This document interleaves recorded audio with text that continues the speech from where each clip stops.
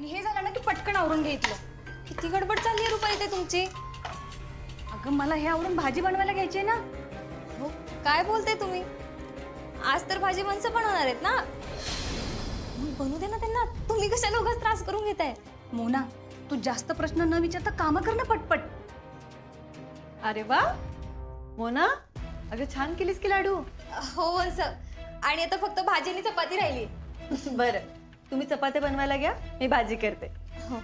अगं आपण ना तुला कामाला नाही का जायचं आज? हो निघायचंय की, पण आज जरा उशीर आहे. अगं मग तोपर्यंत आवरून घे ना तुझं. आणि अमोलच्या डब्याची काळजी नको करू, मी बनवते सगळं. रुपाली ताई, अहो अमोलला आज माझ्या हातची भाजी खायची आहे.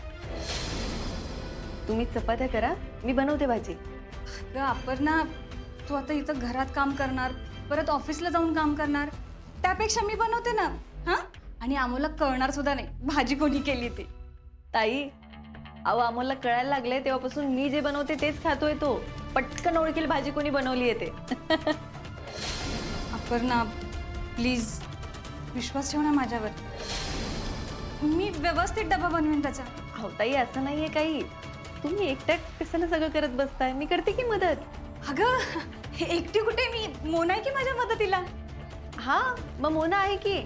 आपण पटापट करूया सगळं. तुम्ही खरंच चपात्या करायला घ्या, मी भाजी बनवते. अपर्णा, जे झाले त्यासाठी तू अजून मला माफ केलं नाहीयेस ना? एक मिनिट ताई, अहो त्याचा काय संबंध आहे इथे? म्हणूनच तू मला काही बनवून देत नाहीयेस. तुझा अजूनही राग आहे ना माझ्यावर? ताई, अहो असं काही नाहीये.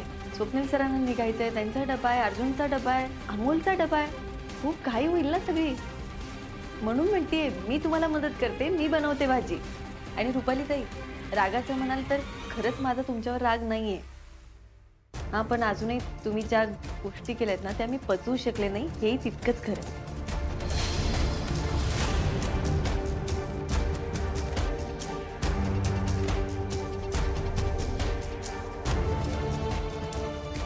वंस, अहो तुम्ही काय बनवणार आहे सांगा ना, मी तुम्हाला देते.